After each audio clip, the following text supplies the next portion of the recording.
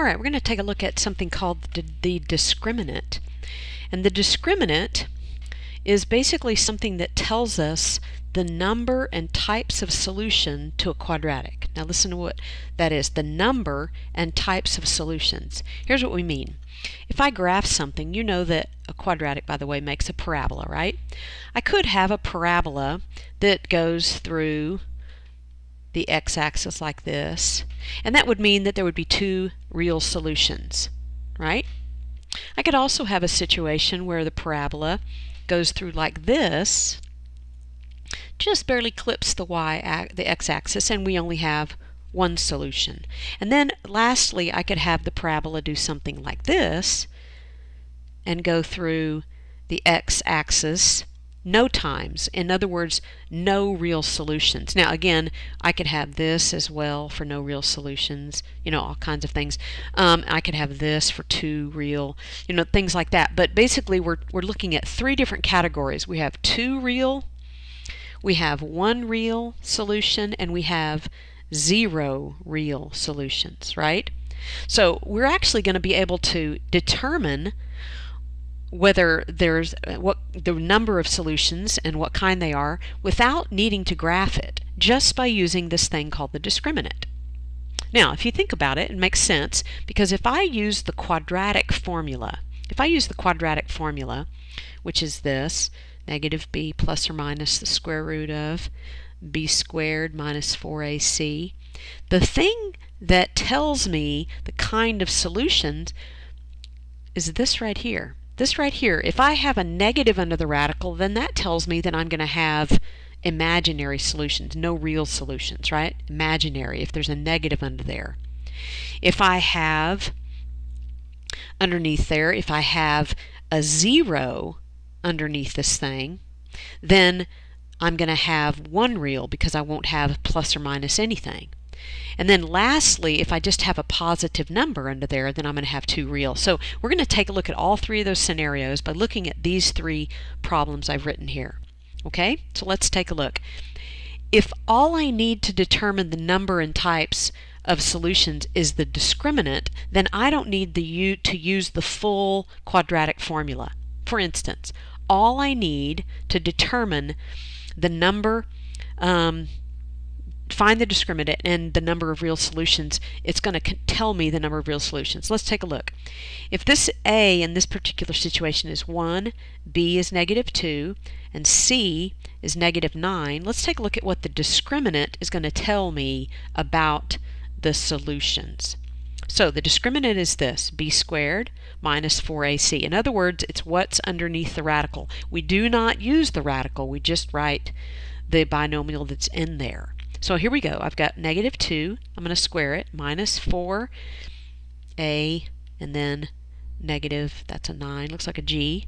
So I have 4 plus 36. I end up with a 40 underneath the radical. Well, if I'm thinking about the whole quadratic, wouldn't that 40 simplify? And then I would have something plus or minus 2 square roots of 10, blah, blah, blah, blah, blah. In other words, I'm going to have two real solutions. Two real solutions. That's what the discriminant tells me about that quadratic, without me having to graph it, or actually having to finish the answer using the whole quadratic formula.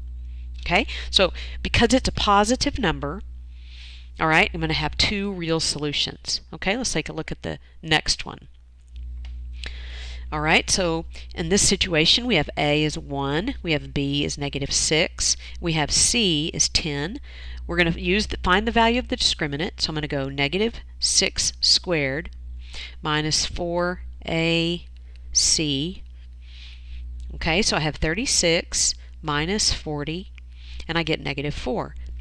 If I'm think about it for just a minute, think about if the whole quadratic were around this one.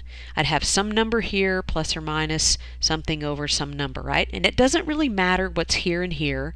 If I have a negative under the radical, what is that going to tell me about the solutions? It's going to tell me that I have imaginary solutions. So the value of my discriminant is negative 4.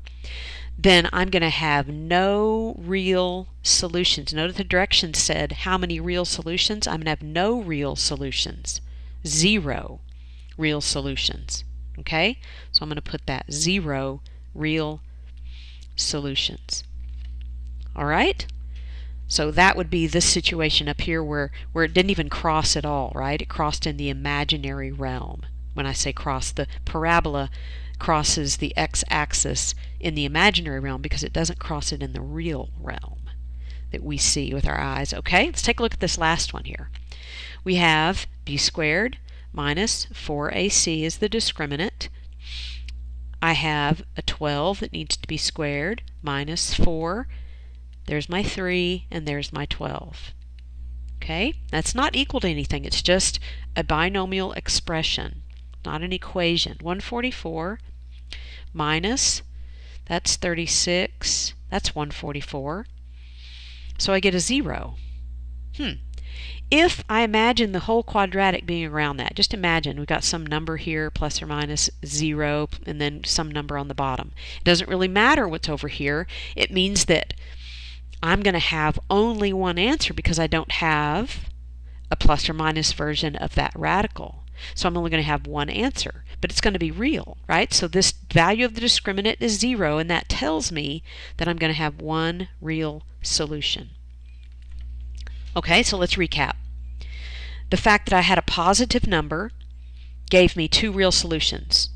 Okay, positive number, 2 real solutions. That would have been this situation here. The fact that I had a negative number gave me no real solutions. Examples of that would be that type of picture, right, with the not crossing the x-axis. And the last one would be when I have a 0, I have one real solution, and that example would be right here where it just crosses the x-axis in one spot. Okay, so that's what they mean by the value of the discriminant and the number of real solutions. Okay, I hope this helped. Thanks for watching.